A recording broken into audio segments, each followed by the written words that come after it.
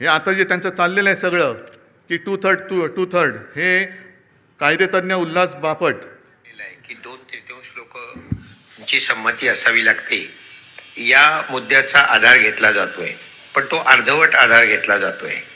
आता 10व्या शेड्यूलमध्ये असं म्हटलेलं आहे की जर का एखाद्या सदस्याने आपणून पक्ष सोडला तर तो डिस्क्वालिफाय होतो या 10व्या शेड्यूल खाली. आणि मग 4थ्या पॅरेग्राफमध्ये लिहिलंय की यातनं कोण कोण वाचू शकतं, तर पक्षाने जर का विलिनीकरण केलं आणि त्याला 2/3 सदस्यांनी जर का संमती दिली तर ते वाचतात.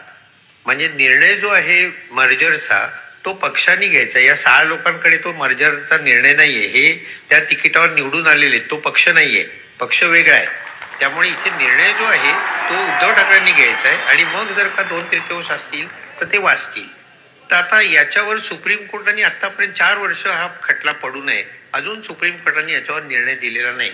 मला तर काही वेळा असं वाटतं की इतक्या उदात्त हेतूने हा अँटी डिफेक्शन लॉ केला होता 85 साली, की ही जी संसदीय लोकशाही आहे त्याचा आत्माच मुळी पक्ष पद्धती आहे. तर ती निकोप ठेवायची असेल तर पक्षांतर बंदी कायदा पाहिजे म्हणून हा केला. त्याचं इतकं विकृतीकरण गेल्या काही दिवसांमध्ये केलंय 4 वर्षामध्ये आणि सुप्रीम कोर्ट गप्प बसलंय.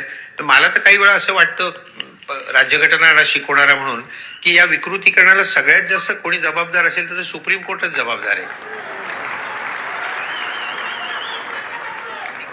बातमी म्हणजे थोडक्यात